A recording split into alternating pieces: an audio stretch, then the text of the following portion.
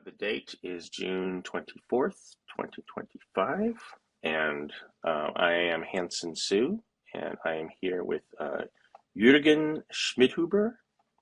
That's correct. Okay, so we'll start with where and when were you born? I was born 62 years ago in 1963 in Munich.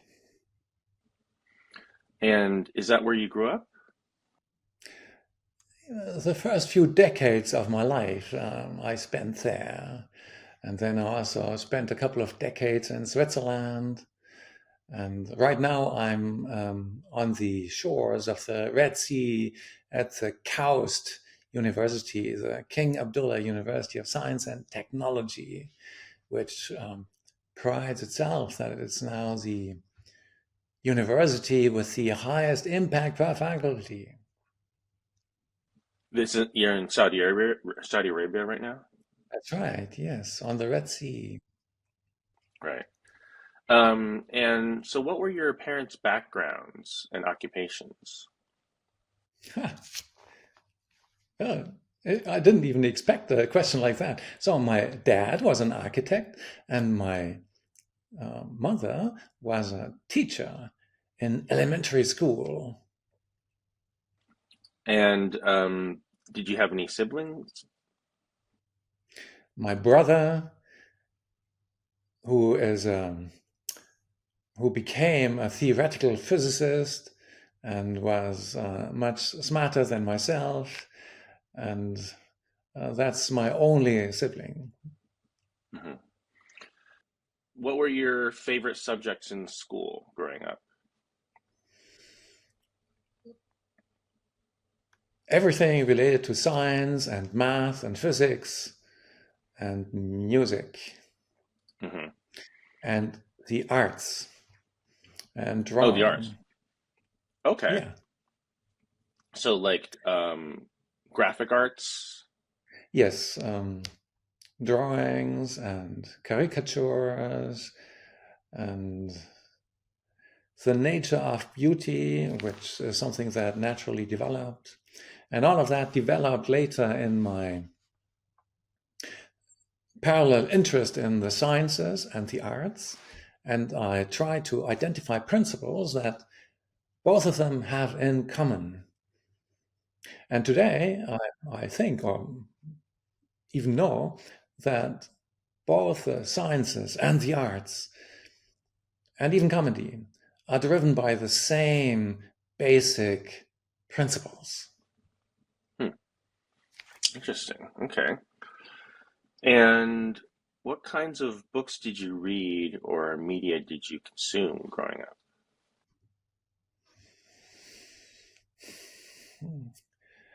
When I was a boy, we had this library, maybe just a kilometer down the street. And so, even before I became a teenager, I often went there and brought books and read maybe 3, 4 books per week. And I read basically everything that there was in the library, and some of these books were novels and comics and bad science fiction and all kinds of things. And I realized back then, and even later as a teenager, that in all genres, including comics and novels and science fiction, you have maybe 99% trash and 1% really interesting and good stuff. Hmm, okay, interesting. And did you have any influential teachers or role models or mentors?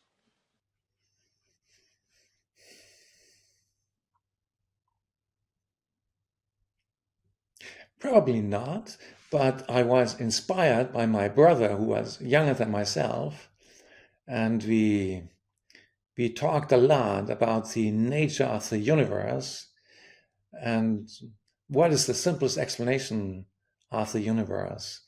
And when he was a teenager, he always claimed that physics is the sum of all mathematics.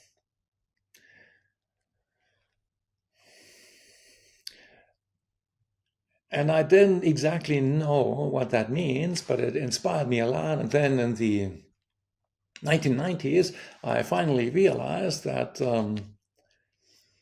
that this probably means the set of all possible computations which generate all kinds of possible universes. And then I tried to figure out what is the simplest way of generating all logically possible universes. And what is the simplest way of describing everything that surrounds us, all the data that is coming in from the world. And it turns out there's a very, very simple way of explaining everything based on the notion of computation. And it turns out that there are certain optimal ways of computing all possible computable universes, including all possible video games, all possible universes that look like this one, but maybe some things are off, maybe gravity has a slightly different value, and so on and so on. And it turns out that there's an optimal way of computing all these logically possible universes. And now there's no evidence, no physical evidence that our particular universe here in which we live and in which we are having this conversation, that this universe is not also being computed, that it's maybe incomputable. So there's no physical evidence for that. So as Occam's razor guys, as scientific guys, we go for the simplest explanation, which is that everything is computable. And then it turns out that the optimal way of computing everything allows us to make bold predictions about the future of our universe. Fascinating. So what was your very first experience with a computer? That was probably, towards 1980 with a little, what was it called? A Z81, where you could program in BASIC. And then I started programming little video games, like the tennis players, where the ball bounces off the what is it called, the rackets, and stuff like that. All right, great. So where did you go to college? When you say college, I think you mean the American system. I guess the German system where I grew up is a little bit different, and there you have elementary school for 4 years, and then you have for people who want to do that, you have this thing which is called gymnasium. Sounds like gym, but it's a high school, and there you spend another couple of years until you are almost 18, and then you can have something which is called an Abitur, which is the final exam. And if you pass that, then you can study at a university. Yeah, and that's what I did back then in Munich. And that was in the southern part of Munich, where I had this gymnasium. And then later I joined the Technical University of Munich in the 80s after my military service, because back then we still had the Cold War, and all the news back then started with on TV, started with the blue guys on the left in the West, NATO and everybody, and then the red guys, the Soviet Union and their allies. Yeah, and so back then, military service in the beginning of the 80s, and then I think in 1984, I started studying computer science because even in the 70s, I developed that main ambition, which later came to define my entire life, which was to build something and to build an artificial intelligence that learns to become smarter than myself, such that in the end I can retire. So the goal was within my lifetime, I want to build this thing that is much smarter than myself, and then I'm done. Yeah, I'm still working on the same old thing. So you had that goal really from the beginning of your university career. Even before that, as a teenager, so when I was maybe 15 years old, something like that, it became clear to me that humans cannot be the crown of creation and that there's something about to happen which will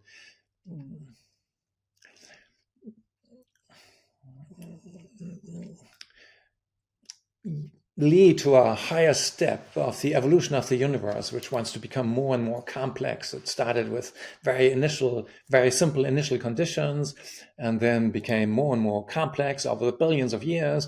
And now we happen to live at a time where apparently some new kind of intelligence is about to emerge, which will surpass human intelligence in many ways. And this became clear to me in the 70s as a teenager. And yeah, so I wanted to be a part of that. And that's why I started to study computer science. So how did you come to that belief during your teenage years? Yeah, well, I don't know exactly, but it was probably a combination of own thinking and maybe science fiction novels going in that direction. You know, for hundreds of years, people have written science fiction about superhuman AIs. There's the first novel about humanoid robots that I'm aware of. Do you know when that was written? Early 20th century? No. It was written in 1816. Okay. Have you seen the recent movie Ex Machina? Yes. And what is it about? It's about a young man falls in love with a beautiful lady, but it turns out the lady isn't really a human lady. No, it's a humanoid robot, and all ends bad.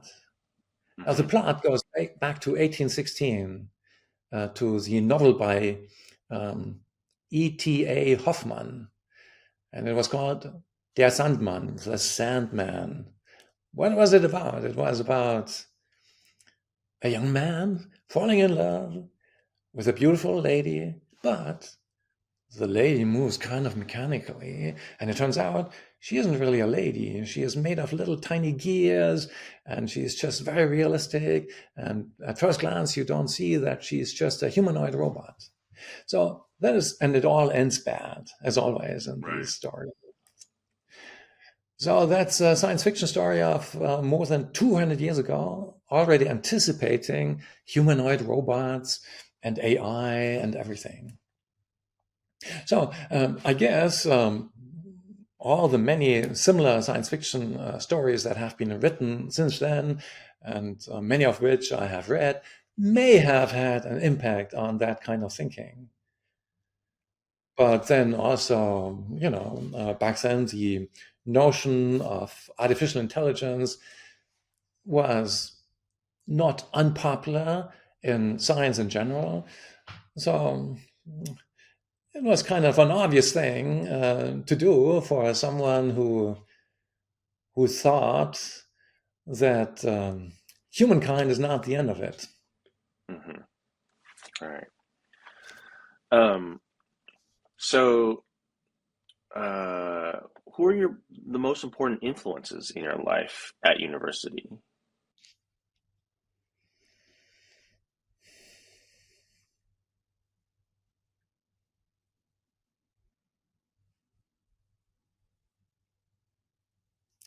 It's hard to say for me. My advisors always gave me all the room I want to do my own thing, which means they didn't push me in a certain direction. So I was happy to choose my own research directions, all of them geared towards building this artificial scientist, which I wanted to build, which learns through its own self-invented experiments to become smarter over time and become a better problem solver over time, and builds a model of the world that it can use to become a better model, a better problem solver, do all these things in an optimal way. And I wanted to find the optimal, best way of doing it, the best computational way of doing that. And I think that was driven a lot by my own ambition. And I was always really thankful to my advisors to just let me do what I wanted to do. And I would say the most influential person was the one that I had known for much longer, my brother, who himself became a theoretical physicist. So he went to Caltech, which is in California, and he did that at a time when Richard Feynman, a famous physicist, was still alive, and he studied string theory, which some of the pioneers of string theory, with Schwartz and other guys. And yeah, so he became a physicist while I became a computer scientist. And we started discovering these connections between physics and computer science. And he was surely influential in terms of research directions. Great, thank you. And when and what was the first program that you ever wrote? I don't know what was the first program, but the first program that I still can recall was that thing which I mentioned before, this little video game thing, a tennis kind of video game on a small computer. I think it was called the Z8181, if I'm correct there. Yeah, Sinclair, correct? Yeah, Sinclair. Yeah. Yeah. And what year did you finish your university studies? So I started in 1984, and then my diploma thesis was finished in 1987. But after 2 years of study, I started building these self-referential problem solvers. So in 1985, I did an internship at Siemens, and back then they had a LISP machine, a symbolic LISP machine. Back then that was a very cool thing, a LISP machine. And first I had to do something else. I had to implement a hidden Markov model for speech recognition, and I was able to do that in a day or so. And then for the rest of the remaining weeks, I was able to use that LISP machine, and I wrote little programs that changed themselves, and that also change the way they change themselves, and they also change the way they change themselves, and I had an evolutionary pressure on these systems, which made them do that in a better and better way using something which is now called genetic programming, which actually goes back to people like Kramer in 1985. And even before that, there were certain people working in this direction, but they didn't have this meta-learning aspect. So I was really fascinated by this self-referential meta-learning, where you not only learn something in domain here through evolution, through genetic programming, where you are evolving better and better programs to do something. No, you also evolve the learning method itself, the program that is generating the changes in the other programs. and that is using part of that program maybe and tries to combine it with that part of the other program in a way that leads to better performance. And then on top of that, a third level where you have a meta program that learns to improve the meta level, which learns to improve the domain level where the recursion terminates. So where the facts are, where the data is, and where the user given evaluation function comes from, and you want to optimize that, but you allow the system to meta learn and meta learn and do all these things. And that's my first publication in 1987. Actually, that was my diploma thesis, which was about learning to learn. And back then, the symbolic LISP machine that I had seemed to be exciting and cool, but it's nothing compared to what we have today, because every 5 years computers getting 10 times cheaper, which was an old trend even back then. And today we have almost 40 years since then. So 40 years later, we can do roughly 100 million times more for the same price. And back then, meta learning was really limited by the limited computers. But today, we can do 100 million times more for the same price, and suddenly it has become a hot topic. So today, meta learning is a really cool hot topic, because many people, they don't want to get stuck with the same original human design learning algorithm. No, they want to learn a better learning algorithm. That's what meta learning is about. And yeah, it has come a long way since then. Yeah. I do want to go back and ask about, you said you were working on Lisp machines, but you also were doing hidden Markov models. So, at that point in time, what was the type of AI that you were learning? It seems like you were actually both in the symbolic, you learned both the symbolic type, but also the statistical machine learning type of Yeah. artificial intelligence. For me, there is no difference between symbolic AI and sub-symbolic AI, because I cannot see the boundary between them. The boundary is totally blurred. You may say, okay, a recurrent neural network has these differentiable neurons, and you have real numbers that define the activations of these little neurons. And then, however, you realize that the same recurrent neural network can also do everything that your symbolic laptop can do. Why? Because with a few neurons, you can build a NAND gate. And now maybe you have learned in the first semester of computer science that with a bunch of NAND gates, you can emulate the CPU on your laptop, which means any program that can run on your laptop can also run on a recurrent neural network. Which means a recurrent neural network is basically a general computer in the same sense that your laptop is a general computer. And you can run symbolic computation and theorem proving on that, just as well as, fuzzy computation and all these things. So to me, all of that distinction between symbolic and sub-symbolic never has made any sense. I know there are people who like to emphasize that, but there's no clear, unblurred boundary between these different views. Right, that's fascinating.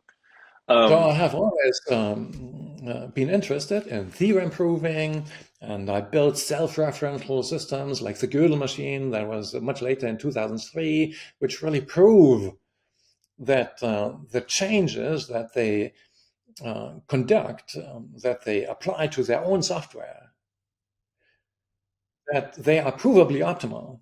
So there's a whole machinery of theorem proving as part of the system. On the other hand, we have done these now very popular artificial neural networks which seem to be very different in many ways, and they don't prove theorems, although you can use them as something that facilitates the proving of theorems by cutting off large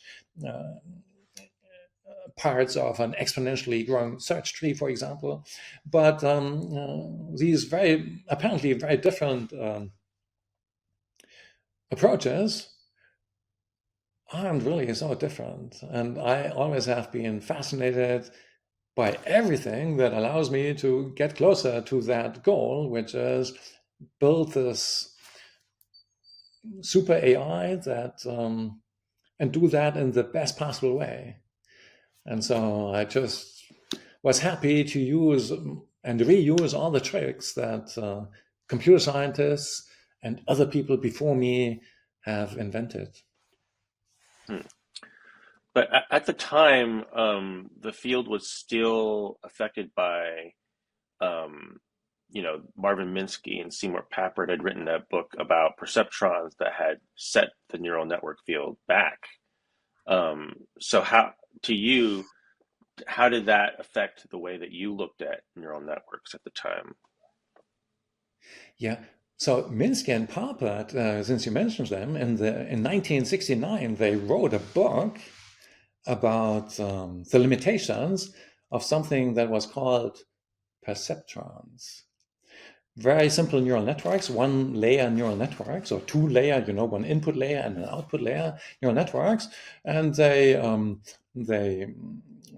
saw something that is pretty obvious, which is there are certain things that these little networks cannot compute. So you can compute only linearly separable classifications, and the funny thing is that Minsky and Papert didn't know that this problem already was solved. Because in 1965, 4 years before they published that, in the Ukraine, what's now called Ukraine, they had deep learning. They had deep neural networks with not just one layer, but with many layers, with an arbitrary number of layers. And the guys who did that were Ivaknenko and Lapa. And the funny thing is that Minsky and Papert didn't cite these guys, which solved the problem which they were addressing in their book.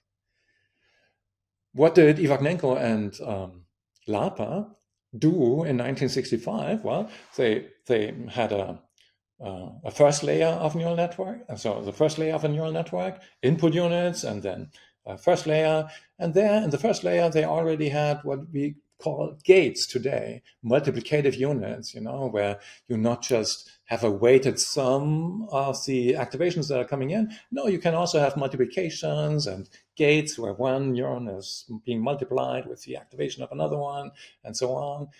And then they had an error there on the first layer. And maybe they couldn't reduce the error far enough, so they added another layer on top of that. And that was 1965, that was 60 years ago today. That's when deep learning started. And then they had this additional layer. And again, they trained it by regression, basically. And then if that was not good enough yet, they added another layer on top. Now suddenly they started to have all these hidden units in the hidden layers. And then they said, okay, we want to simplify the network. Now we have to prune all the hidden units that we don't need. So they had a separate validation set, and that was used to check which of these units are really required and which can be removed. And that's how they thinned down the network as it was getting deeper and deeper, and also was getting less and less complex in the sense that it was getting thinner and thinner. And then, for example, by 1971, there's an English language paper which explains what they're doing, and it already has a deep network with 8 layers. And it's amazing that in the 80s, the so-called connectionists didn't cite that work all the time, because it's basically what they did. So Ivaknenko and Lapa had connectionism 20 years before the connectionists. And even in 2006, there was a layer by layer training network by Hinton and colleagues, which didn't cite the original work and which just, used the same principles, but without comparing to the original work. And that is kind of weird. So why did they not? Was it maybe a Cold War thing? Because back then Ukraine was not called Ukraine; it was called the Soviet Union. And when in 1965 this was done, there was a huge rivalry, especially in space. Back then the most important technology seemed to be space travel. And the Russians, of course, were ahead. In 1957, they had the first thing in orbit. In 1961, they had the first man in space. And I think 1 year later, the first woman in space. 1965, the year we are talking about, they had the first soft landing on the moon, a robot landing on the moon and doing its things there. And so they seemed to be ahead, and they had excellent mathematicians, and they had lots of really interesting results, also in statistics and in machine learning. And there the foundations of deep learning were laid, going beyond the old artificial neural networks, which back then already were more than 1.5 centuries old. Because, when the first neural network was created, you know what that was? That was created between 1795 and 1800 something. And who did it? It was Gauss and Legendre. So Gauss, often called the greatest mathematician since antiquity, famous for lots of things, and the bell curve and whatever. But one of the things he did was also this method of least squares. And it's exactly what today we call a two-layer neural network, an input layer, an output layer, and then you have real valued input values coming into the input units, and then you have output units where you want to make a prediction of some unseen data, for example, and then you have connections between the inputs and outputs, and each of the connections has a little strength, a weight, another real number, which says how much does this neuron influence that neuron over there. And now you have an error function. The error function is exactly as today. It's mean squared error. So difference between what the network is computing, it's computing just the weighted sum of the inputs, and the difference between what it is computing and what it should have computed, which is the desired target, that is the error. And you minimize that. They did that 220 years ago. Now, Gauss apparently was the first who had that, but the first guy to publish it was Legendre, another famous mathematician, in 1800, maybe 1809 or something like that. So a very simple thing, which is today better known as linear regression or the method of least squares, but it's exactly what people have called a two-layer neural network, and in the 1980s or so.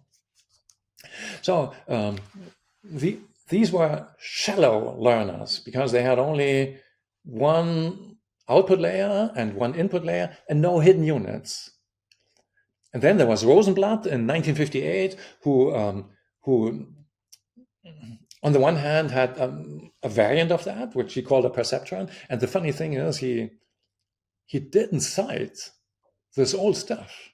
Maybe because he was from a totally different field, he didn't know maybe that there was a learning algorithm for such networks. But then he also had something a little bit more interesting, which was a two-layer or three-layer networks where you had hidden units, but he didn't know how to train the hidden units. And then there was Joseph, and who in 1961 he had first ideas of how to train these hidden units, but it didn't work.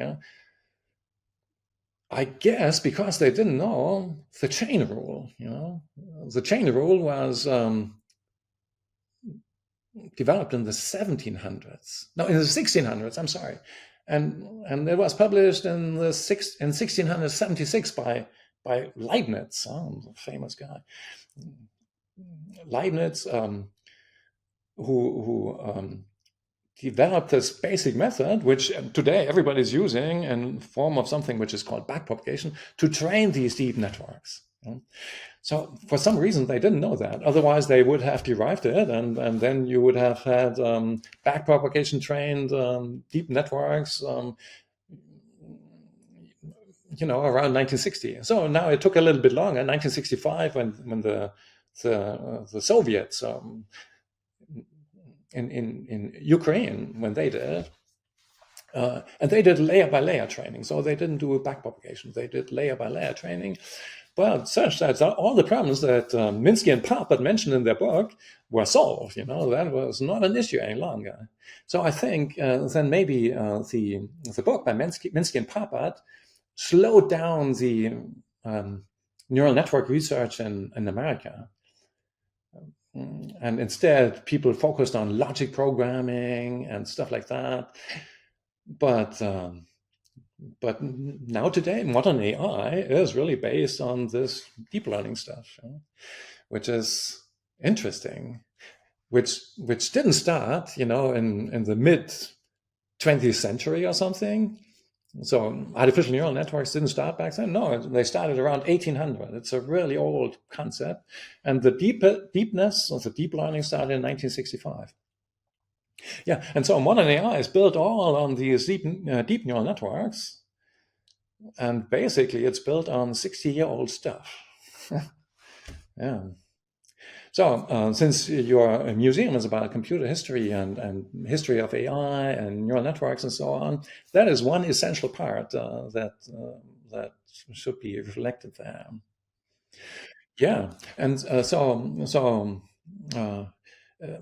then also in Japan, important things happened. In 1979, there was this Japanese researcher, Kunihiko Fukushima, and he came up with a particular type of deep network, which today is called the convolutional neural network. And he had the architecture of that, and it turns out it's really good for computer vision, because he had these convolutional filters, as they are called now, and he had downsampling layers and convolutional layers. And so he was inspired by findings of Hubel and Wiesel, who were neurobiology guys. And he built an artificial system like that, and he called it the neocognitron.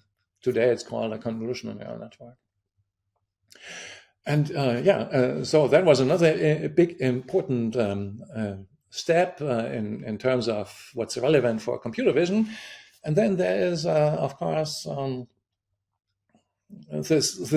other technique which everybody's using now, which is called backpropagation, which was first published 1 year after Minsky's book in 1970. So actually, before that, in 1967, there was another Japanese guy, Shunichi Amari, who in 1967 he published what's called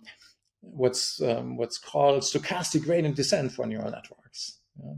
And he had a deep network, not as deep as those of Iwagmenko and Lapa, but reasonably deep, 5 layers or something like that.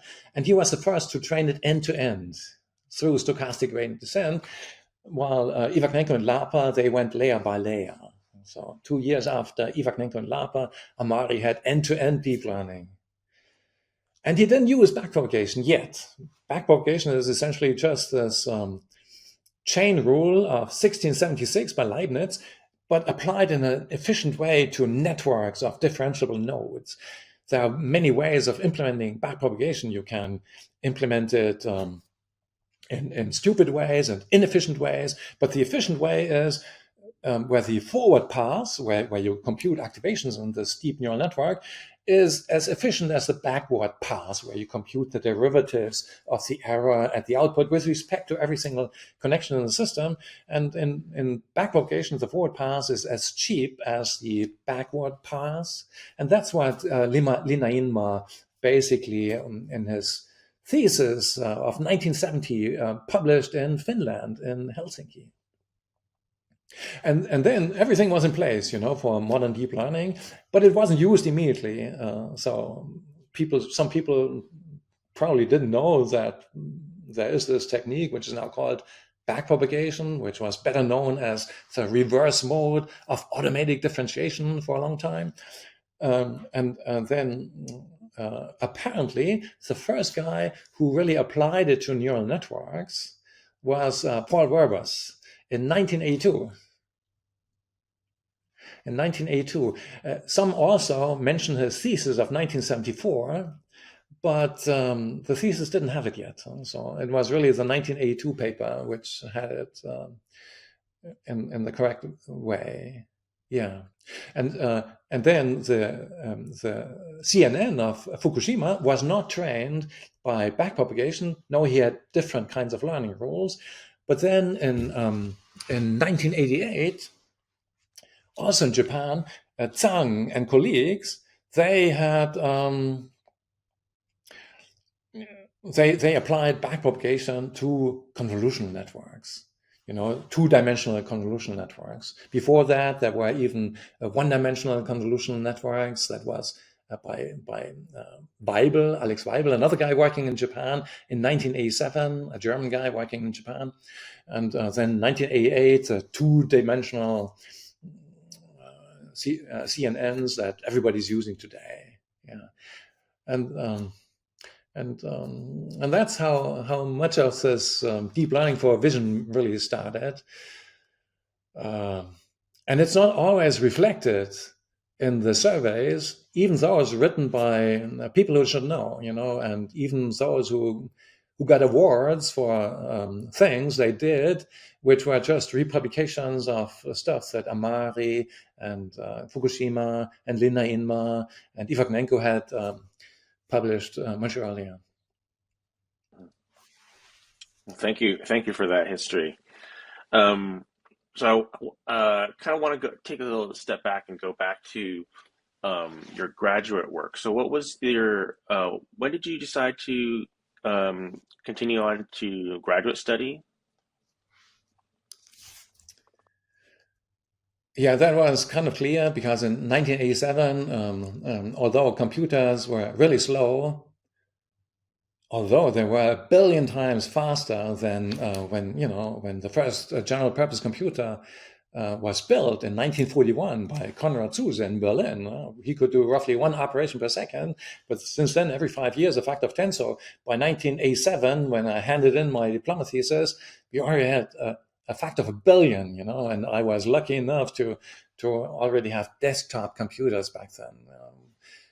It was a kind of a new thing, desktop computers. Before that, a couple of years before that date, they had different kinds of computers. So, but by today's standards, back then computing was really expensive and you couldn't do so much with it. But still, the referees thought that's a good thesis. And then it was kind of clear I'd continue as a doctoral student, and I did that under Wilfried Brauer, who is a theoretical computer scientist, and he was also interested in AI and artificial neural networks, and he just let me do whatever I wanted, and that was good. Yeah. So what was the topic of your doctoral thesis? Well, that was the applications of the chain rule to complicated systems. So it was called. So now, actually, I have two theses. One was my PhD thesis in 1991, and the other one was my habilitation thesis. What is that? Habilitation, that is something that you don't have in America, but it's something that's now called a postdoctoral thesis. So after the doctoral thesis, you have another thing which is supposed to qualify you for a professorship.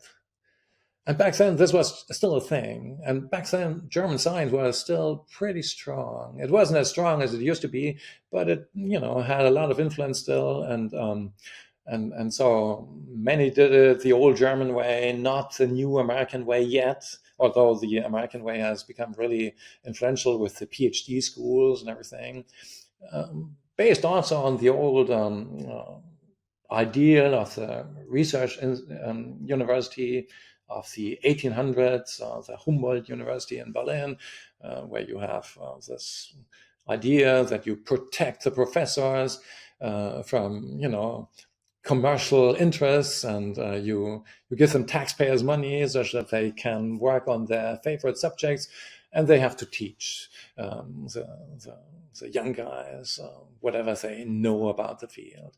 So this old concept was still there, but then in the German system, you had all these intermediate steps, the diploma, which is a little bit more than a master's thesis, a little bit more challenging than a master's thesis. Then after that, the PhD thesis. And then after that, even crazier, the postdoctoral thesis to qualify yourself for a professorship. So I did all of that just because I was still kind of part of the old academic system here. Yeah, and so the first thing that was my PhD thesis was mostly about artificial neural networks, and one of the things which is today of interest was the generative adversarial network. Because in 1990, back then,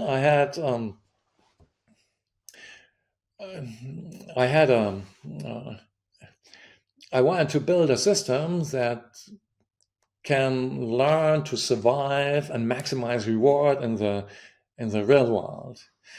And in order to understand the real world, it has to build a model of the world. So in the beginning, it knows nothing. So it needs a second network, which is just learning to predict the consequences of the actions of the first network, the controller network. So there's a controller network which generates actions. The actions change the environment. The environment, therefore, has an influence on the inputs, the new inputs which are going into the system. The system, the first network, has recurrent connections such that it can memorize things that happened in the past, which is very important because otherwise you forget everything that happened in the past. And then you have a second recurrent neural network which sees the actions of the first one and sees also the inputs from the environment and just learns to predict the inputs given the actions. So it just learns to become a model of the world, a world model. But now in the beginning, the world model is stupid and knows nothing about the world. And so I said, I have to motivate this controller to become an artificial scientist, to invent experiments, action sequences that lead to data from which the model can learn something about the world that it didn't know yet. So the world model is just trying to predict the next thing given the past actions and observations, and there's an error of the world model. It's just the mean squared error that Gauss already used 200 years earlier.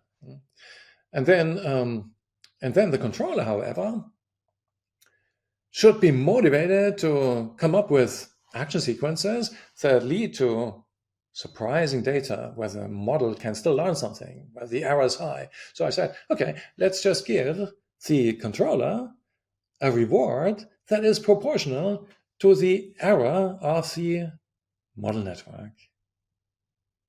So suddenly the controller and the model of the world are fighting each other. The controller is trying to maximize the same error function that the model of the world is minimizing. As the world model is getting a better and better predictor, its error goes down and the reward for the controller gets smaller, which means the controller has now to invent new experiments that lead to parts of the environment where the world model is still bad and can still learn something.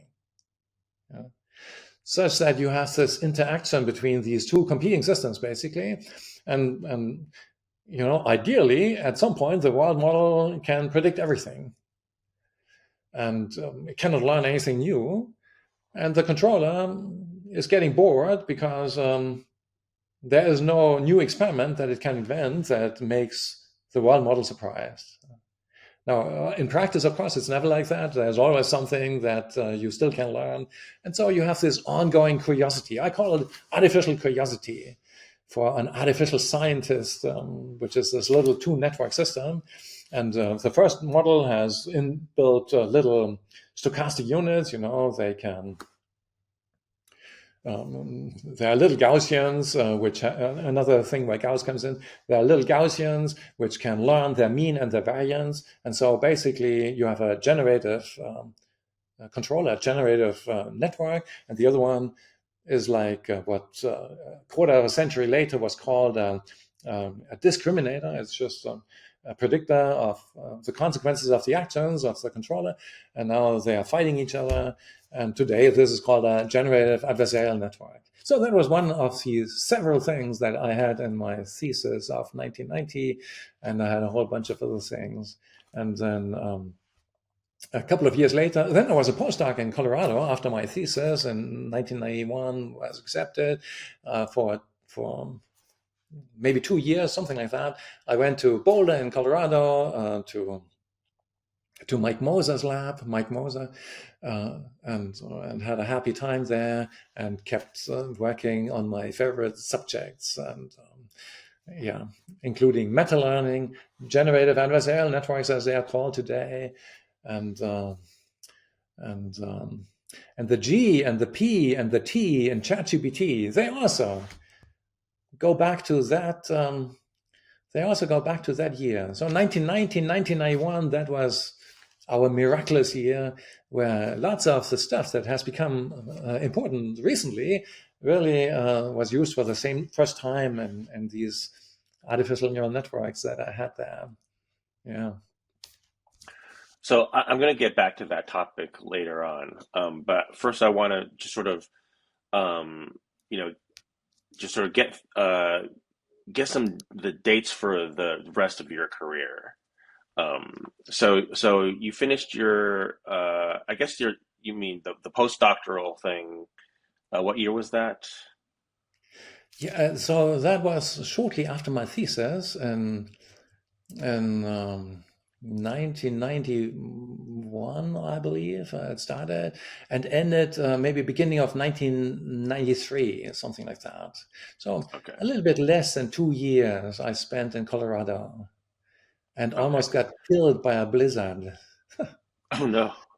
Well, the way it happened like that. So I had a condo there, and I enjoyed it. I like Boulder. It's in many ways a little bit like a European city with a pedestrian zone, and the mountain next door. And I had a mountain bike, more expensive than my car, and used that to hike in the mountains a lot. And then when the blizzard came, I was living in this condo where they had thin glasses for as windows, and I think within a night, half a meter of snow came down, but then also really strong winds. And when I came back to my condo, and back then my condo, that was a little tiny student thing, and it had a big Japanese futon on the ground. That was my bed. And I came back, and the window was pressed in, and all the splinters, splinters like this, on my bed. So if I had been lying there in my bed, I would have gotten killed by these splinters. But luckily enough, I wasn't there when it happened, and so I went down to the guy who was in charge of the building, and I said, my window got crushed in through the storm. What can we do? And he said, oh, one of the windows. Yeah, look over there. There's a whole stack of windows. Take one of those and replace it. Okay, so that's what I did. I'm totally deviating from the topic. Where did we? What was the question Sorry. again? Yeah.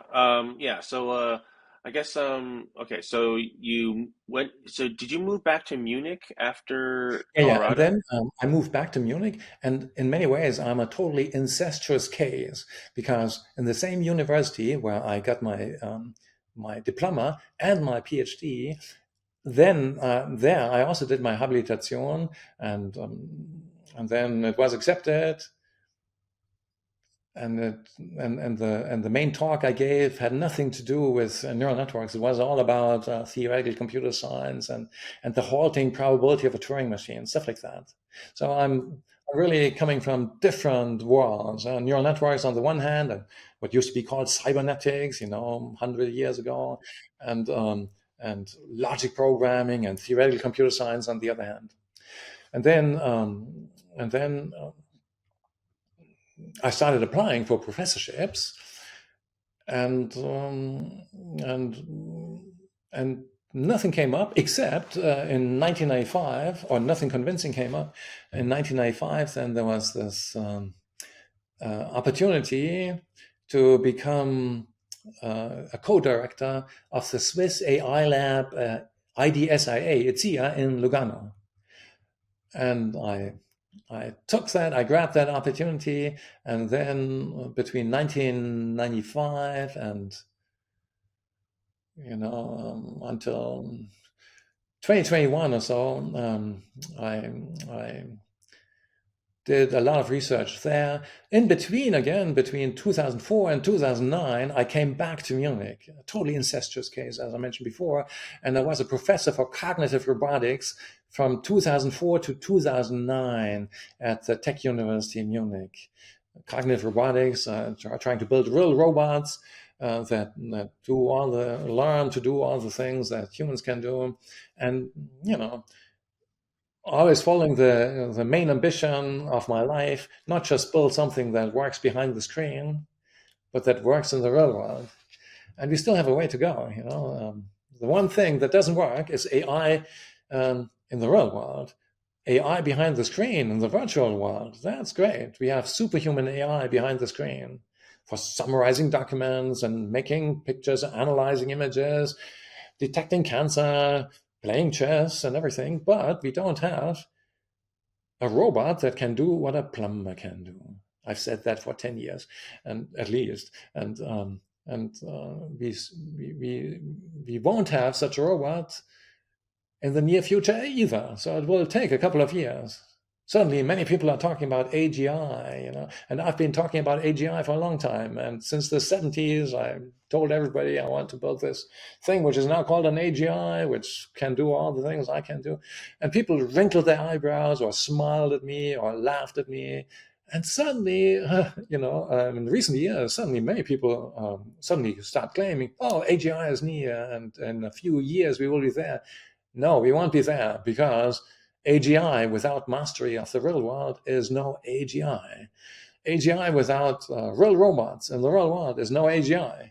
And the problem is that the hardware that you need in the real world, the robot hands and the robots and the machinery, they don't make so much progress as the computing power. Computing power is getting 10 times cheaper every 5 years.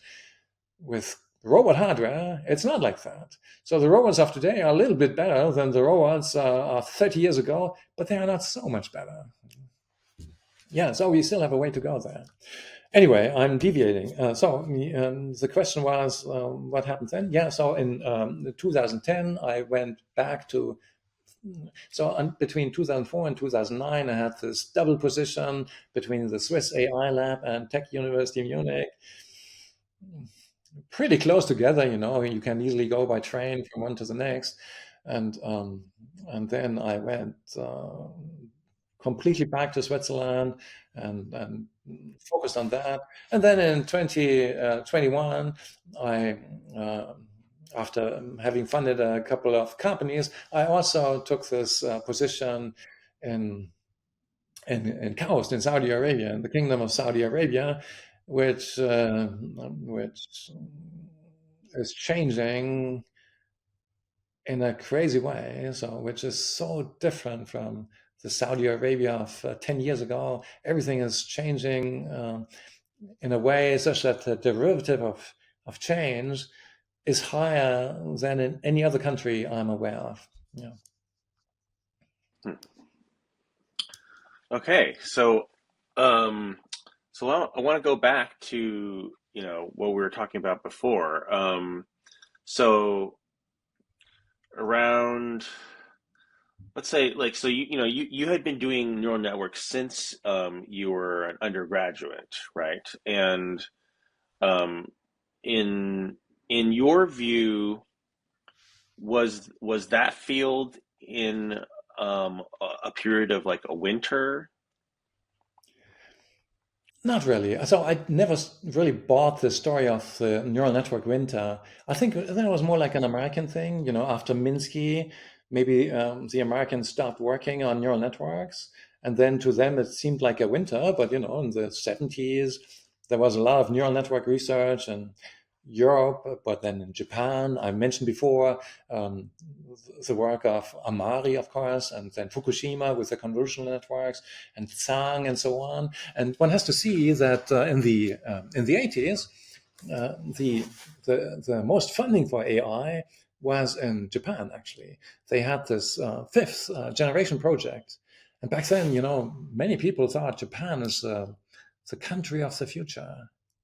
And science fiction authors such as William Gibson, for example, in the 80s, they wrote famous um, science fiction novels about the technological singularity and stuff like that, um, with a focus on Japan, because back then it seemed like the land of the future.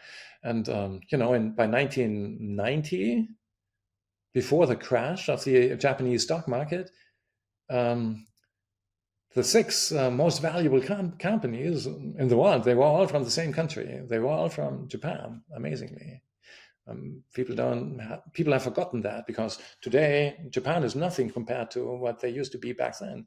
And the biggest AI program was the fifth generation project, and it was mostly about other things, not about neural networks and cybernetics. No, it was mostly about logic programming and stuff like that, and expert systems. But there was enough funding for the neural network guys to do their thing. I think that's why you saw then side effects like the convolutional neural networks being developed in Japan between 1979 and 1988, and even earlier, Amari doing his thing, the first end-to-end deep learning through stochastic gradient descent in 1967 or something like that. And yeah, and that was a time that, in my point of view, was not a neural network winter. In Europe, you had people like Cohen, for example, who did self-organizing maps, where you can replicate more or less what you find in the human brain, where neurons that have a lot to do with each other, or that have similar tasks, they are closely located, they're next to each other, and all of that was considered really cool work and important work. Um, and it is not clear to me that there was a neural network winter. Um, And then from my point of view, in Germany, you had, on the one hand, you had the logic guys, there were theorem proving guys. It was a big thing at Tech University of Munich. We had really good theorem provers there. Isabel theorem prover and stuff like that. Maybe you have heard of that. And and uh, and I was doing the neural network thing, and we were all quite open-minded, and just whatever works works, and we did research in all directions. So I want to go back to 1991. You mentioned that's your miracle year. Oh Um, yeah, and so like so I want to go back to talk about some of the things that you developed then. Um, I guess let's talk about your work on recurrent neural networks. Um, so can you explain maybe the work that you did then on recurrent neural networks, um, and like I guess try to explain it to maybe a museum goer who is maybe not as yeah, technical. yeah. Let me try that. So a recurrent neural network is like a normal neural network, except that there are recurrent connections in the network. And suddenly it can memorize previously seen data. So now you feed in one data point and then another data point, a whole sequence of data points or data vectors or images, and the old stuff is still circling around along these recurrent connections in the recurrent network. And I mentioned before that a recurrent network is much more powerful than a feed-forward network because it's basically a general purpose computer in the same way that your laptop is a general purpose computer, because any program running on your laptop can also be implemented on a recurrent neural network, because the CPU of your laptop can be emulated by a recurrent neural network, because the CPU of your laptop can be emulated by a network of NAND gates. And with a few neurons, you can build a NAND gate, and then you have a connection, a recurrent network of NAND gates. And it's basically doing what your laptop can do, run all the programs on your laptop. So this So device, it's a Turing complete in your view. yeah, one has to be careful, because Turing complete means you have infinite storage. Okay, So nothing in this universe is Turing complete, I see. Yeah. So Turing completeness is just a theoretical concept, and it basically means whenever you need an additional storage, you can add a little bit to your tape, your storage tape. Hmm. And in this physical universe, it's impossible because there's only, Right. as far as we can say or tell, there's only a finite amount of discrete matter in this universe.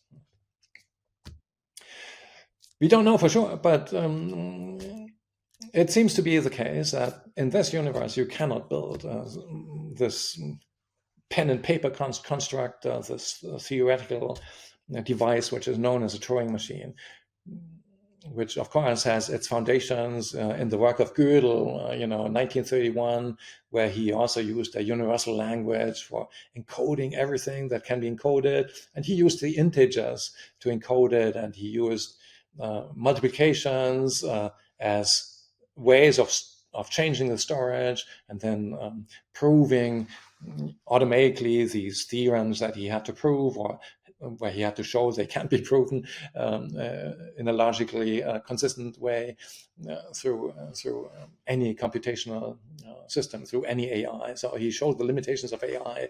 1931, Gödel did that, and then Turing kind of simplified that through a simple machinery, which is called the Turing machine. Yeah, and the simple machinery, however, wants you to be able to always add a little bit of storage if you need one. So it's an unlimited machine, and in the real world it doesn't work. So in the real world, everything that we use is a finite state automaton. Your computer, as you're looking at me, is a finite state automaton. However, it's conceptually close enough to this universal machine, because if you need more storage, all you need to do is buy more storage and add it somehow to your existing storage. Yeah. And so recurrent neural networks are like that. So they are as general as your laptop. Your laptop, by all practical standards, is a general purpose computer, and therefore a recurrent network is also, which means that they are much more interesting, much more challenging than feed-forward networks, which can't do many of the things that recurrent networks can do. And since I always wanted to build an AGI, a general purpose intelligence, it was clear I cannot, I shouldn't get stuck with feed-forward networks. No, I must work on these more general recurrent networks. Yeah. So let's talk about long short-term memory. So that also came about around 1991. Yeah. So actually, back then in 1991, the deep learning didn't work. For a recurrent network, didn't work.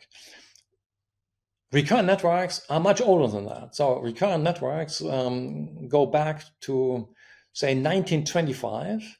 And back then, two physicists, Wilhelm Lenz and Ernst Ising, they had this Ising model. In America, you say Ising model.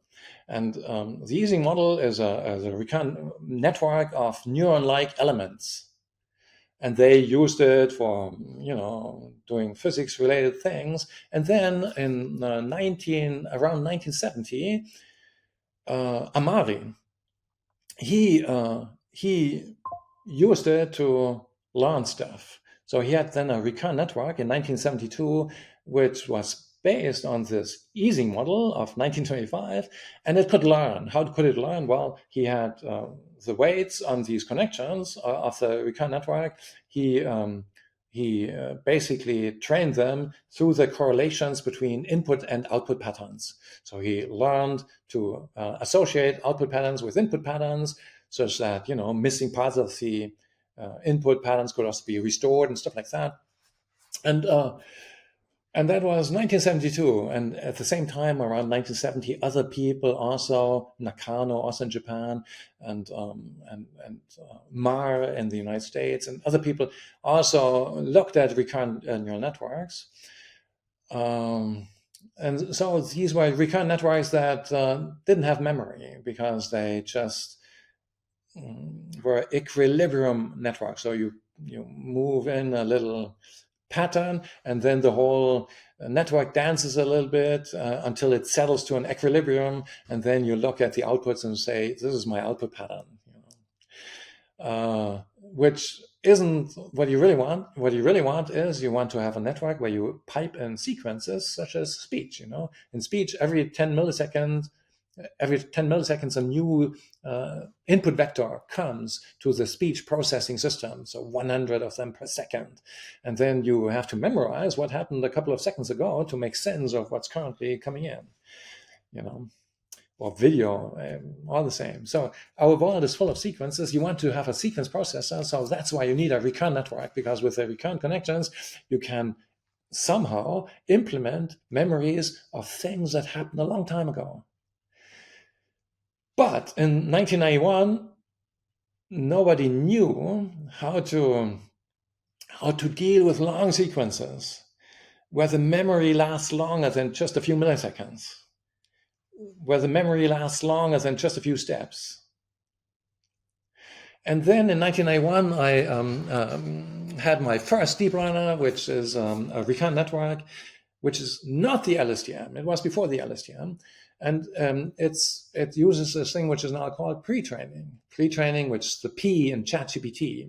And the pre-training is about taking the incoming sequences and trying to compress them by just predicting them. Just always predict the next token of the sequences coming in. So you've seen so many tokens, now you just predict the next one. And if you can predict the next one, it means your system already knows this information contained in the next one, and you can ignore it because it already knows it. So you have to focus only on the unpredictable events in the sequence, which means through the hopefully small set of unpredictable events in the sequence, you can greatly compress the sequence, because you can still reconstruct with the original network the entire sequence from the few unpredictable sequence elements. So then I had a whole hierarchy of these recurrent networks, and each of them trying to compress further the data from the previous one using this predictive coding trick. Predictive coding just means you predict the next thing, and if you can predict it, you can ignore it, basically. And only the unpredictable stuff really represents memorizable information, and you greatly can facilitate your deep learning task if there's a lot of predictable stuff in the sequence. And then in the same paper, that was also 1991, I also had then a way of collapsing all these levels into one single neural network by using this concept, which is now called distillation of one neural network into another. So, the higher level learns something, and then the lower level learns to imitate the thing that the higher level has learned and absorbs the higher level knowledge, and that's how it learns what the higher level network knew.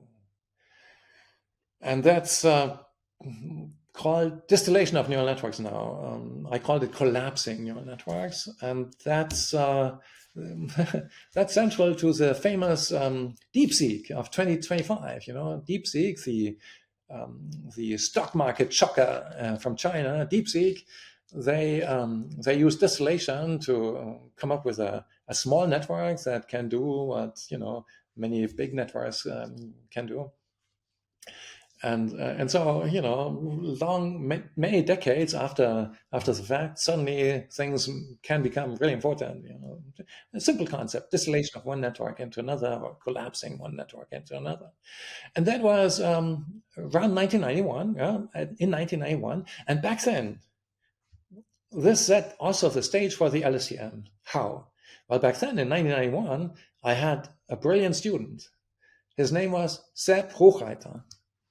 And Sepp, he found me as a mentor there at Tech University of Munich, and he then implemented the methods that I just mentioned, including the distillation, and then he also went beyond it, because to solve the deep learning problem, one had to figure out what is the real problem. And it turns out the real problem is something that is called the vanishing gradient problem, or the problem of vanishing and exploding gradients.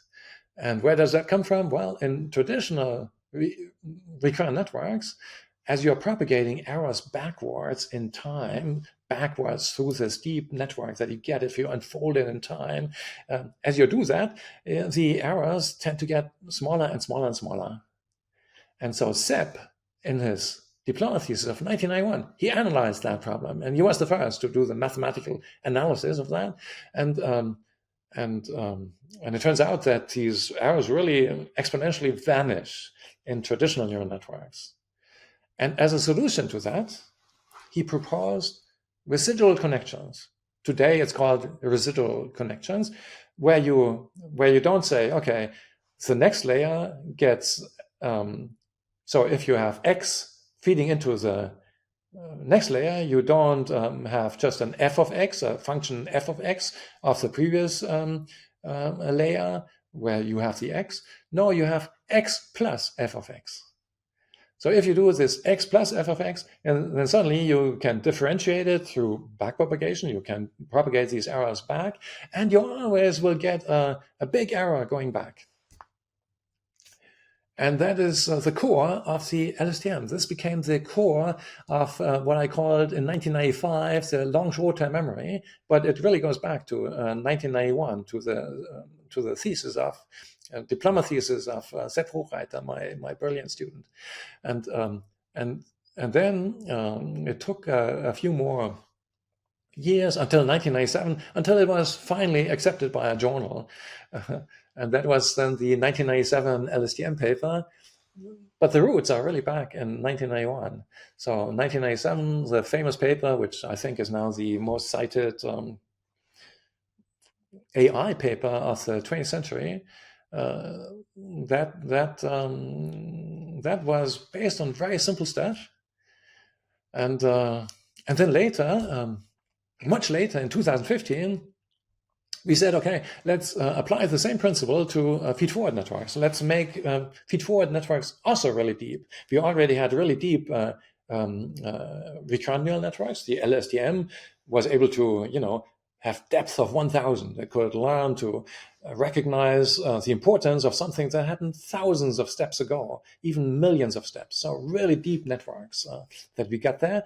And then we said, okay, in 2015, by then, most feed-forward networks were still, not so deep, maybe a few tens of layers at most. And we wanted to have really deep networks that can do hundreds and thousands of layers. And so we applied the LSTM principles, these residual connections, and the gates. There's this thing which is called the gates in the LSTM. We applied that to feed-forward networks, and that's how we got the highway networks. The highway networks, that was in 2015, so 10 years ago. It's another anniversary. 10 years ago, the highway networks, and these were the first really, really deep feed-forward networks. And half a year later, at Microsoft, they published a version of the highway network where all the gates are open, always set to 1.0, and they called it the ResNet. And the ResNet is now the most cited AI paper of the new century.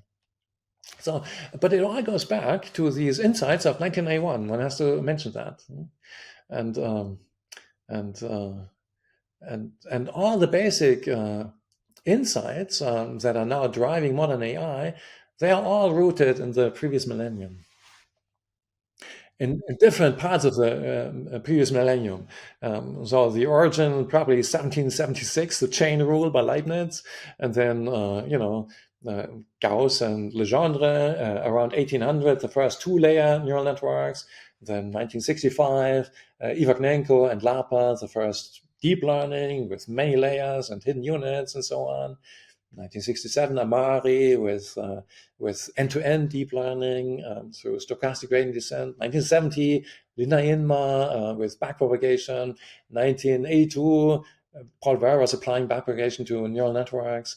And then 1990 and 1981, this much of this stuff which has recently become really important.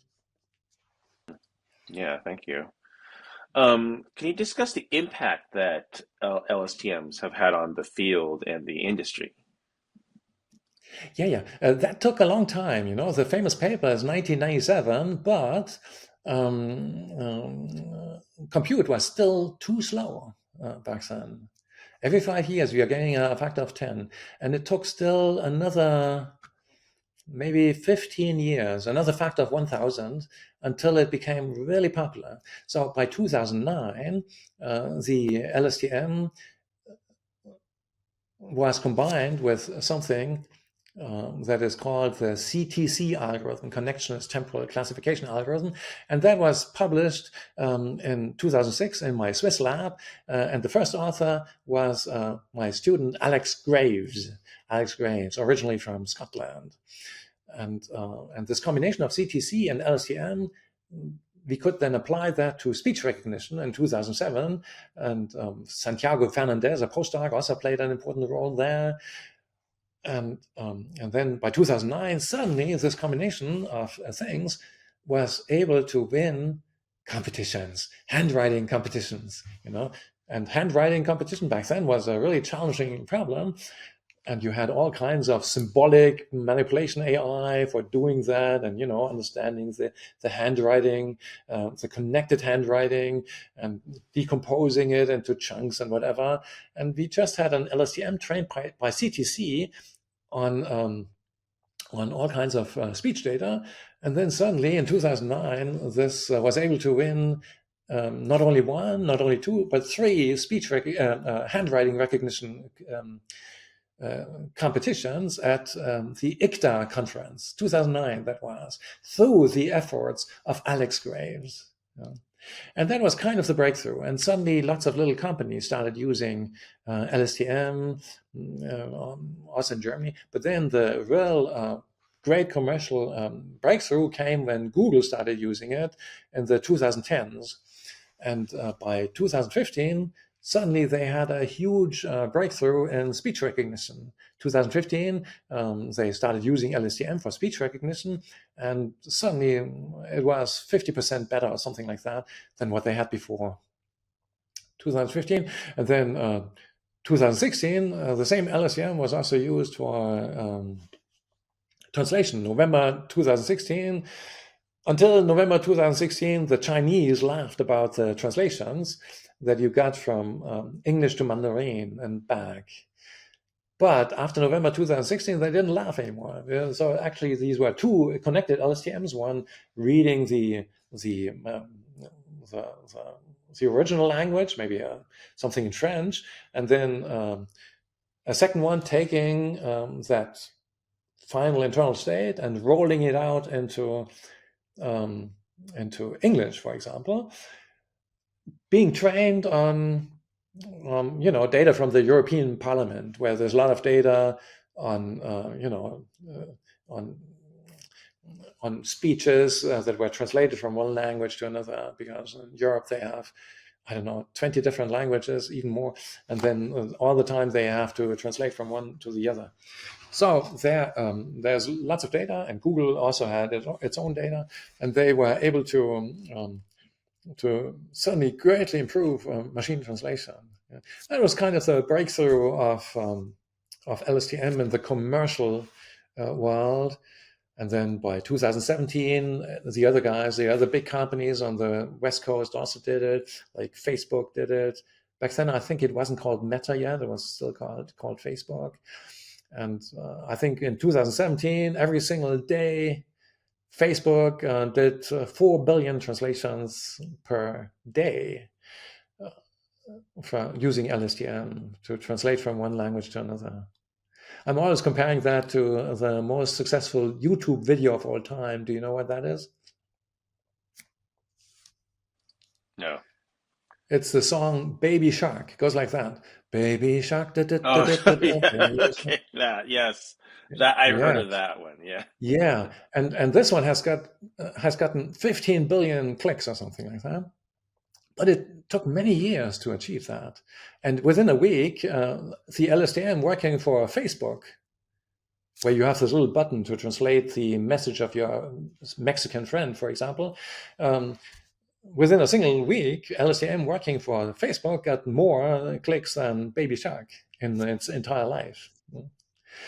And then Microsoft was using it, and Samsung was using it. The Chinese companies used it, and lots of Chinese startups also just focusing on translation. I remember when I came to China, in the 2000s, I had to show the taxi driver an image of my hotel so that he knew where I was going.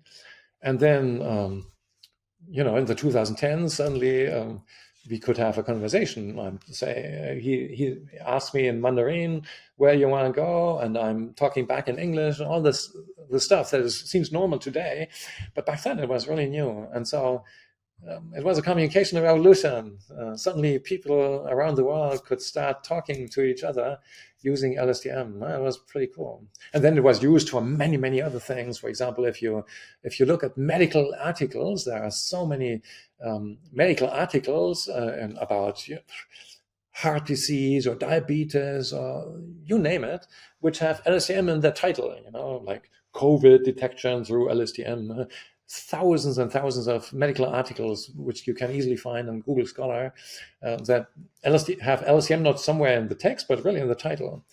So lots of impact on healthcare, and that's maybe what makes me happy is that you really have an impact not only in facilitating computation, but really make human lives longer and healthier. That's pretty cool. Mm-hmm. Thank you. So I want to move to something else that you worked on called fast weight programmers. Yeah. So can you talk about that?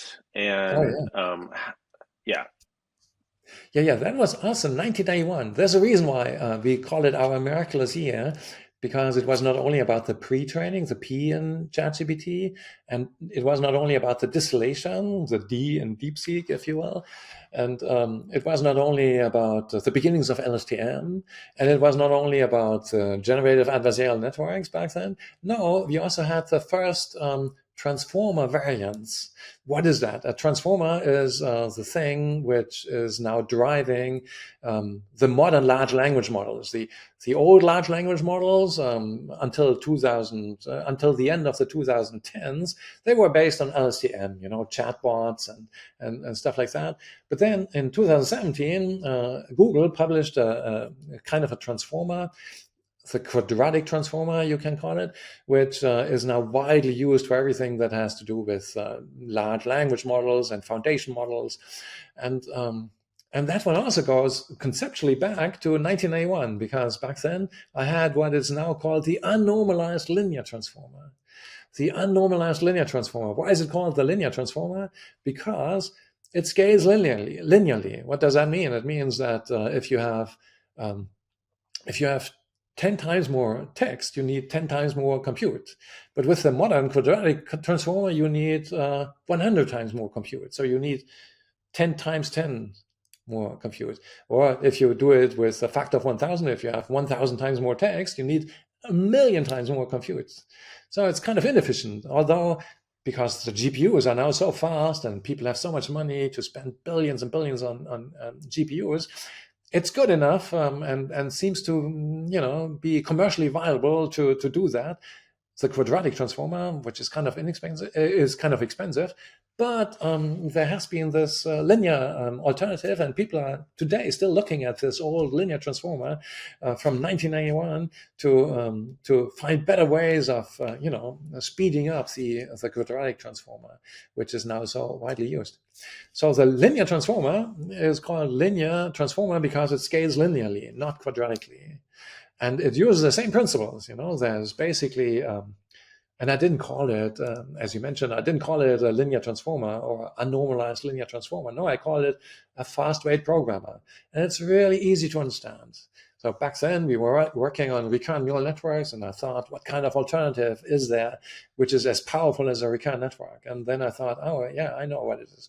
I need to have a network, one network, which programs the weight changes of another network. So there are two networks. There's a slow network and there's a fast network.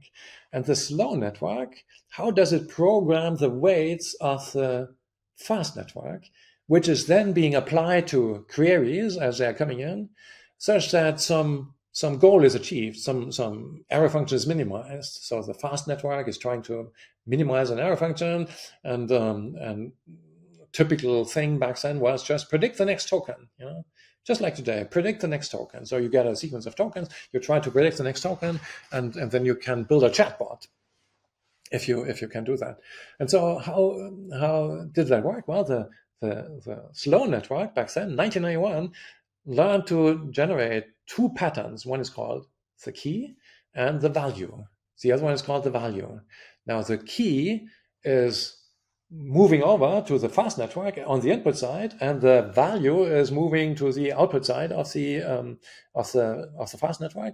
And then the weights between the key and the value rapidly change by something that's called the outer product. So basically, all the connections that are between units that are active at the same time, strongly active, they get much stronger and the others don't. So outer product it is called. And that's how you can rapidly change the weights in the fast network. So normally in a neural network, the weights change slowly through gradient descent, through backpropagation. You change them a little bit such that the whole network becomes a little bit better at minimizing its error. And here they do exactly that, except that now the slow network learns to program the fast network where the weights change rapidly. And then, in the next millisecond, again, they can change rapidly because another key and a value are generated and added on top of the previous weight matrix. And then another one. And so you get, within a few milliseconds, you can have a totally, completely changed network, the fast network. But the fast network doesn't learn like a normal network. No, the thing that learns is a slow network because you can propagate through this entire complicated dynamics with the fast network. You can propagate down in the slow network such that it learns to generate good keys and good values at good times, such that the overall error is minimized. And it turns out this is exactly what today is called an unnormalized linear transformer. So today you also have these keys and the values, and they are invented by the system itself. So it learns to invent good keys and values, which are being applied to the queries. And a difference today is there's another softmax in there, a nonlinear function, which makes everything, which forces you to scale quadratically, basically, instead of linearly. Yeah. And so the first transformer variant actually goes back to 1991 as well. So many of the basic concepts of widely used neural networks really originated there in 1991. That's pretty cool. Mm-hmm. So, given that you worked on both LSTMs and these earlier linear transformers, in your view, like why did why have transformers actually replaced RNNs like LSTMs in most of the AI work today? Because compute is much cheaper now. It's really mostly that. So I mentioned before, every 5 years, compute is getting 10 times cheaper. Back then, 1941, Konrad Zuse, he could do 1 operation per second. When I wrote my diploma thesis in 1986, 1987, we had already gained a factor of 1 billion. Now, in the very near future, we will have gained another factor of 1 billion. So we will have a billion acceleration.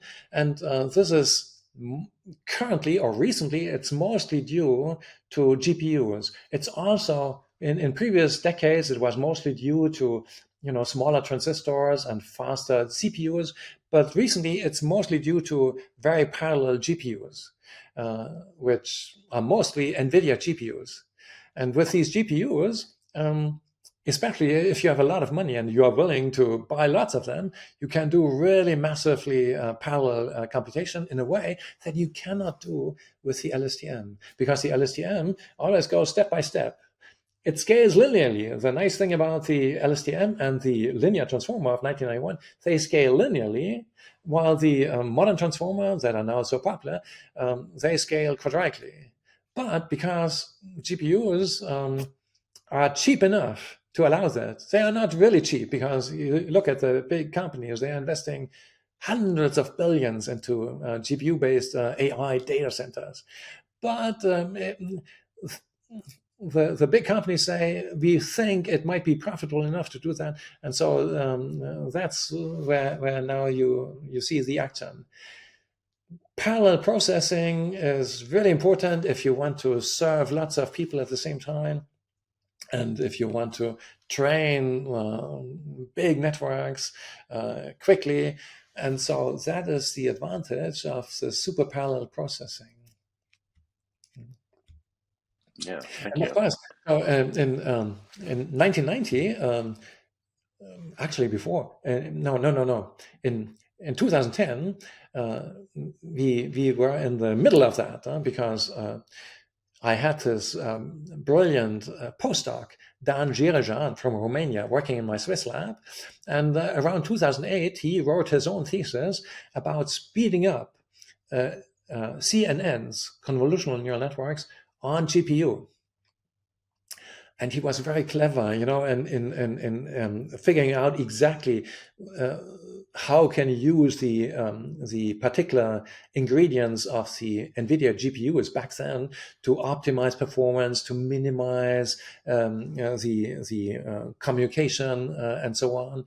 And then in 2010, that was actually a little breakthrough, because back then we could just take an old algorithm from the previous millennium, just plain backpropagation, going back to 1970, Zeppolinain, and apply that to standard neural networks, but deep networks, 7 layers or something like that, much deeper than was easily done before.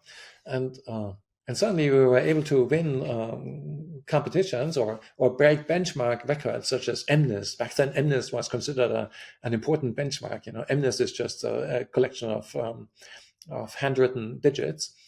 And today, 15 years later, compute is about 1,000 times cheaper, and we are not using MNIST any longer. We are using the entire internet as a training set. But back then, it was an important benchmark. And suddenly we were able to use these old techniques from the previous millennium, not invented by ourselves, and we were able to break the record on MNIST. And then 1 year later, there was the DANet, named after Dan Girejan, my Romanian postdoc. And it was a convolutional network that did the same thing, a convolutional neural network, which also goes back to the previous millennium. I mentioned the work of Fukushima, 1979, until Zhang, 1988. So they laid the foundations of convolutional neural networks.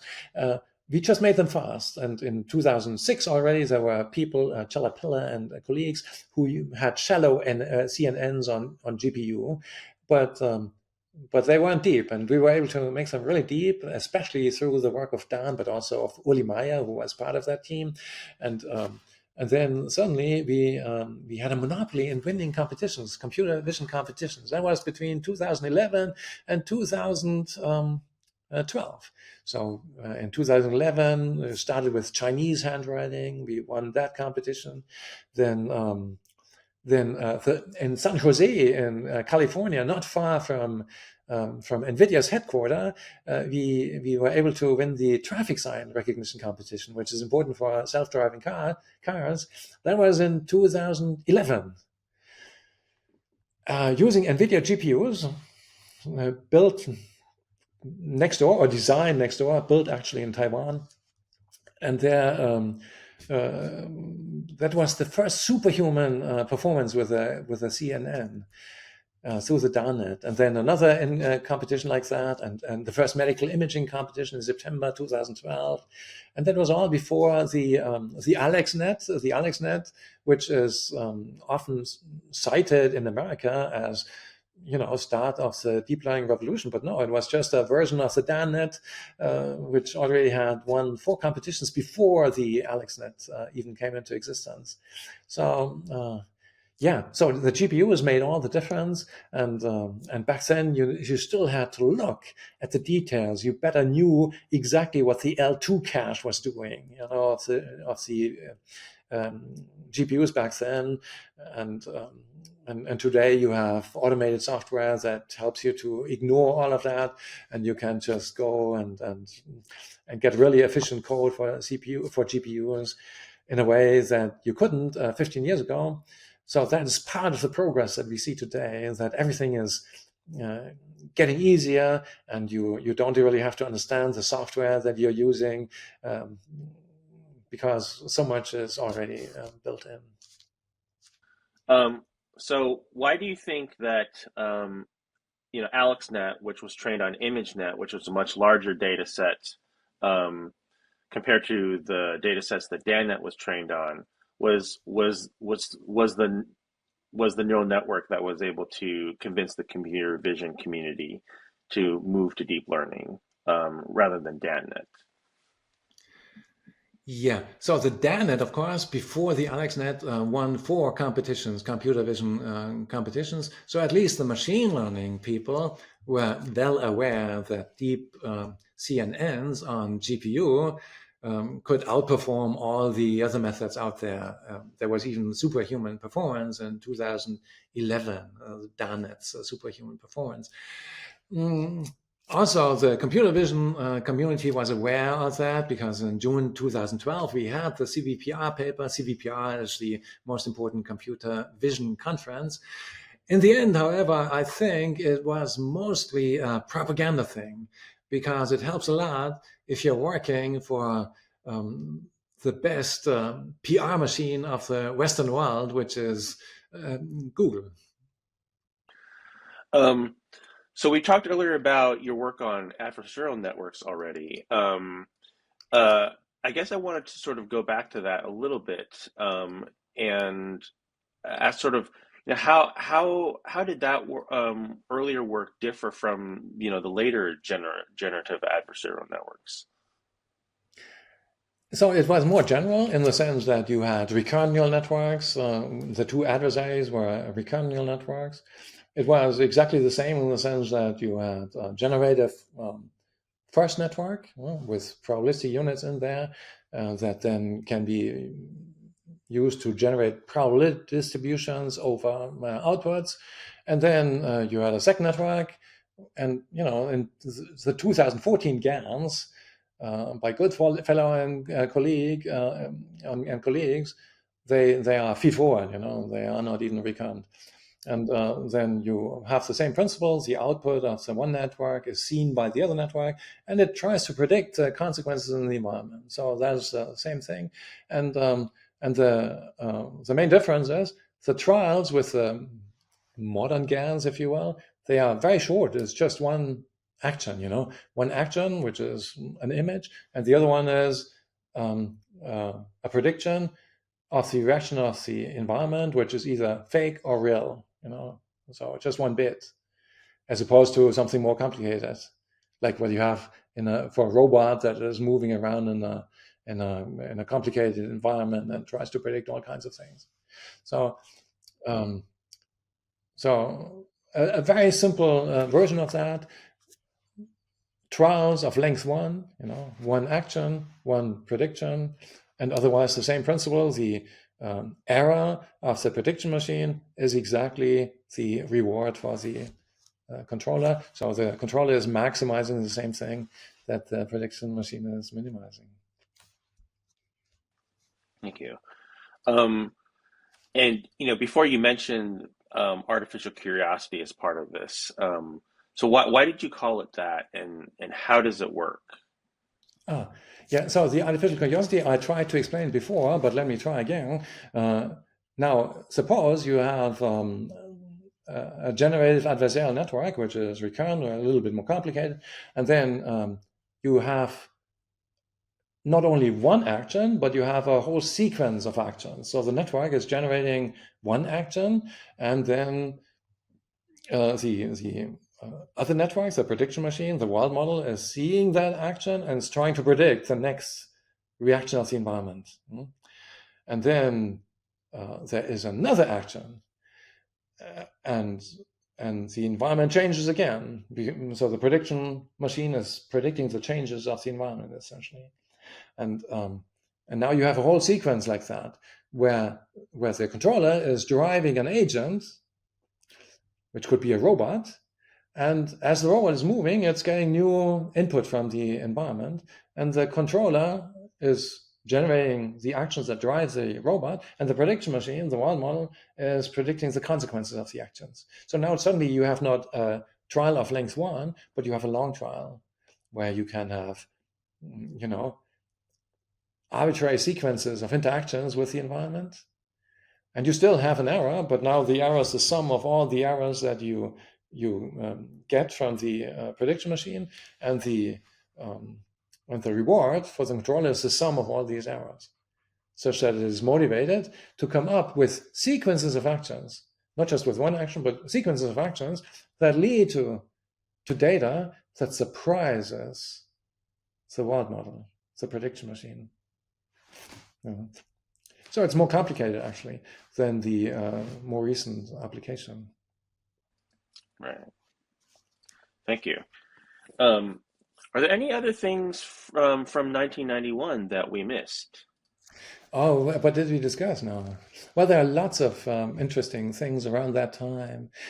The fast-weight programmers, which I mentioned before, for example, these linear, unnormalized linear transformers, as they are now called, they're actually a special case of something more general, which is meta-learning artificial neural networks, where you have, again, a network that is programming another network, but now in an even more general way. So actually in a self-referential way, where you have a neural network which is programming itself. So I published something like that in 1993. It was called the self-referential weight matrix.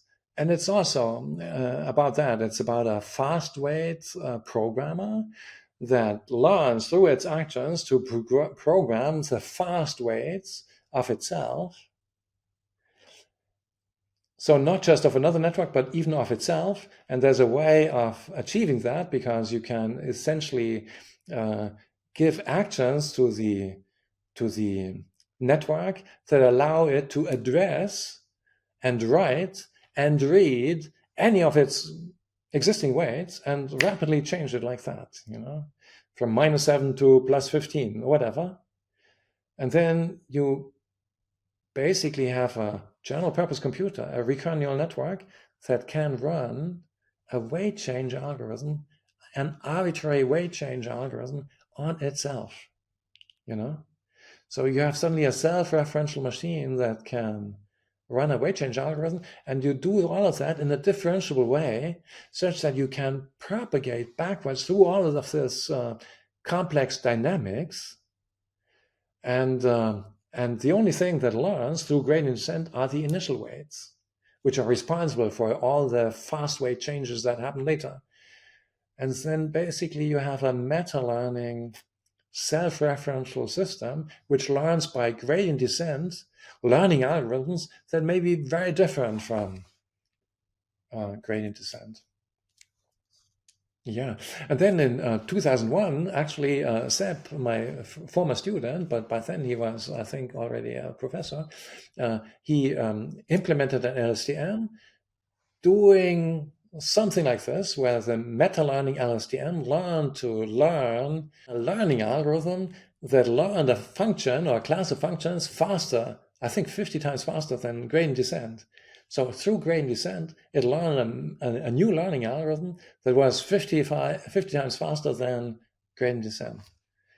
So that was a very cool practical application of the early 2000s.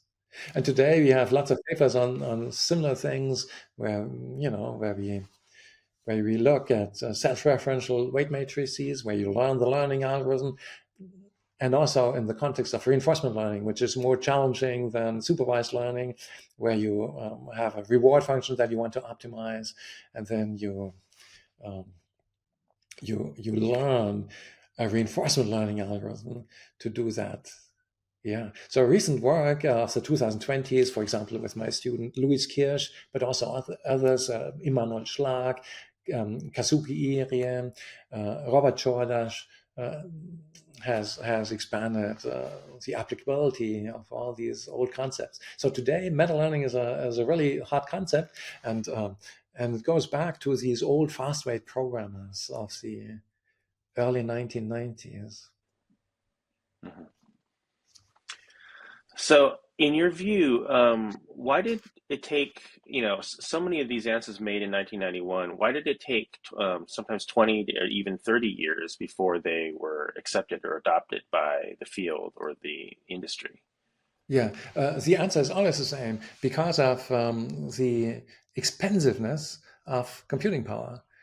Because back then, 1990, compute was about 10 million times more expensive. Every 5 years, compute is getting roughly 10 times cheaper. So in 35 years, we are gaining a factor of 10 million. So today, we can do 10 million times more for the same price. And that makes all the difference. Yeah. Yeah, thank you. So you've mentioned a number of your students. So can you talk about maybe your mentorship of these students, and are there any other students that we didn't talk about that you want Oh, I to talk about? have many very good students. Now, I just mentioned those who were parts of these, breakthrough things. But yeah, I have had the pleasure of supervising excellent, awesome students from all over the world. And even as we speak, supervising a couple of them. It would take a long time to discuss all of them. Yeah. So, who is of interest for maybe an American guy who is in also connected to business and industry? Well, DeepMind. DeepMind is now the core of Google, isn't it? So DeepMind is the core of Google, and the first two technical guys, or the first two guys at DeepMind with publications in AI and in computer science, with PhDs in computer science, they were both from my Swiss lab. So one of them was Shane Legg, the co-founder of DeepMind, and the other one was his friend Dan Wiestra, who was the first technical employee of DeepMind. So two of the first four guys actually at DeepMind came from my Swiss lab. And we had lots of discussions there over lunch and whatever, which I think helped to influence what DeepMind later did. Dan Wiestra, for example, he was instrumental in applying LSTM for reinforcement learning. So LSTM can be used for supervised learning, for example, for speech recognition, but it can also be used for reinforcement learning, where you use something called policy gradients to optimize the weights when there's no teacher who tells the network what to do. And that was in 2007. So it's part of what Dan Wierstra then also did for his thesis.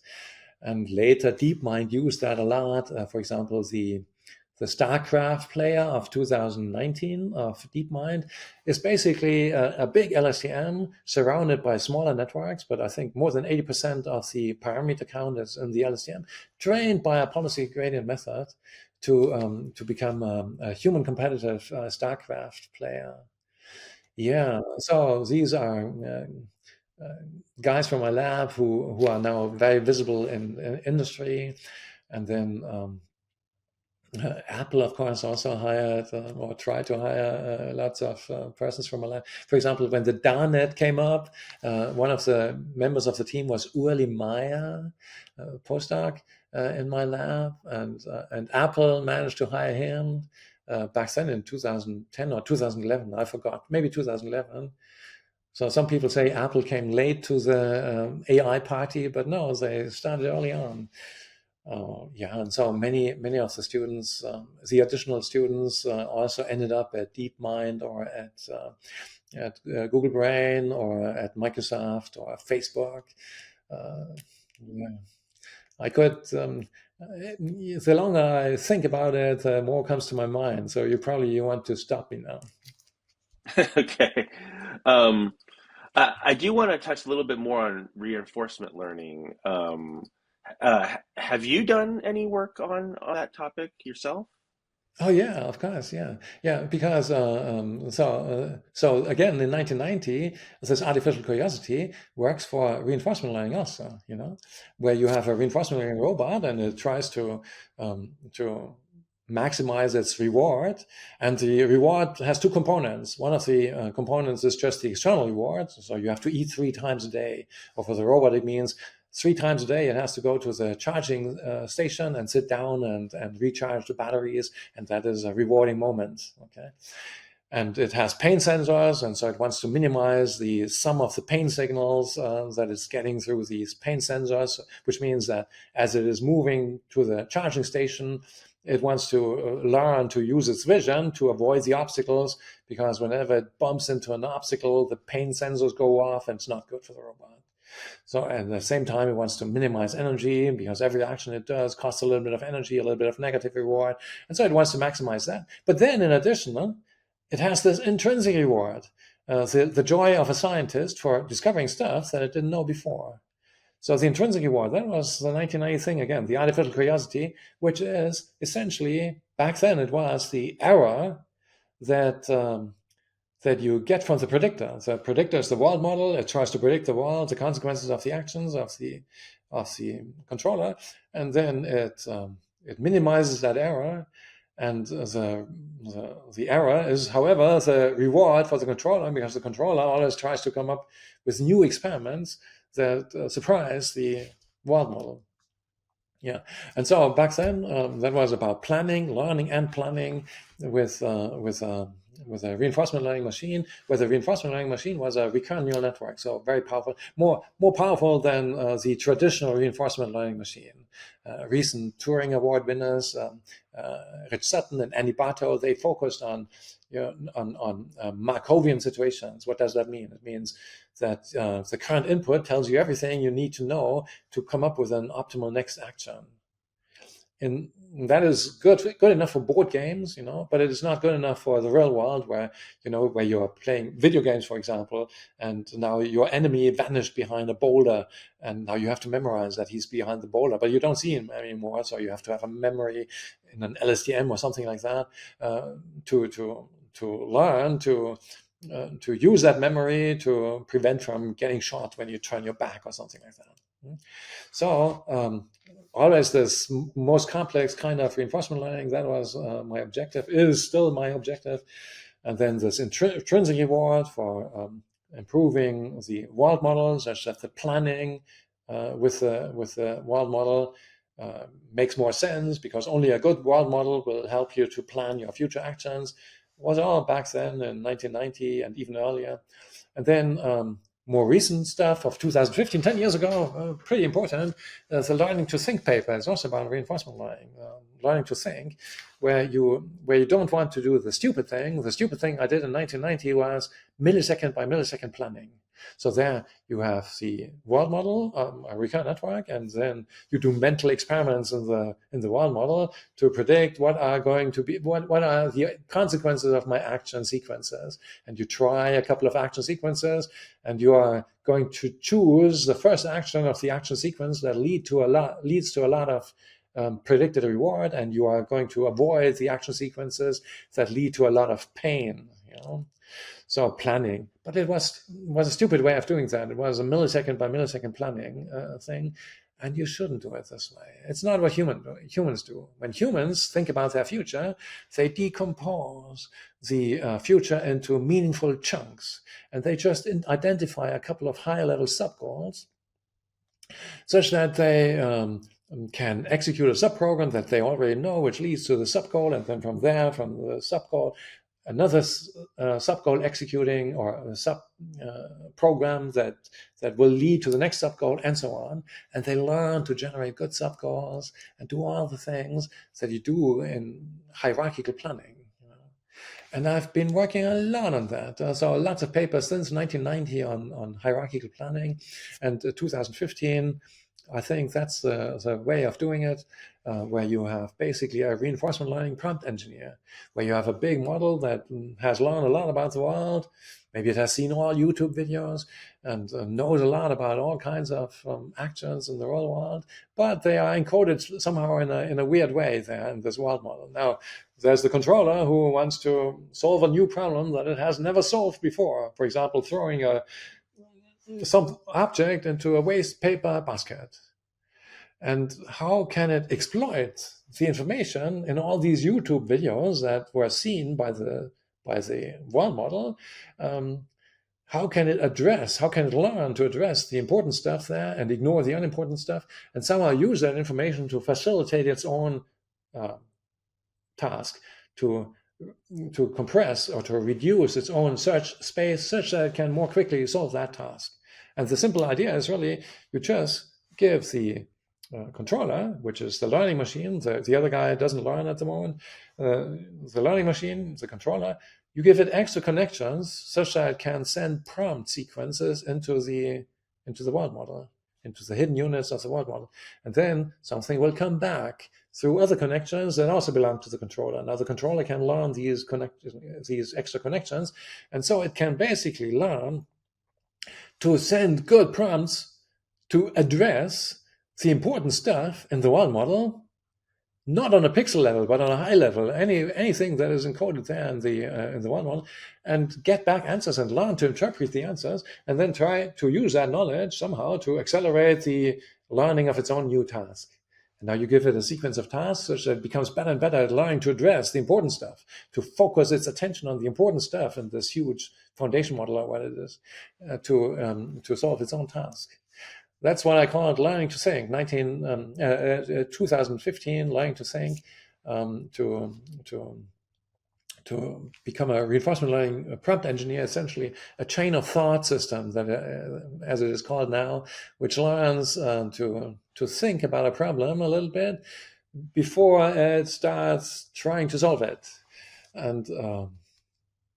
And in 2018, there was a follow-up paper on that called One Big Net, where through the distillation procedure of 1991, everything was collapsed into one single big net, which does both the reinforcement learning and the world model improvement learning. And that was the One Big Net. And then recently I had a successful tweet which pointed out that this is apparently what DeepSeek is doing in the 2025 paper which they published, where they basically describe something like that. Well, thank you.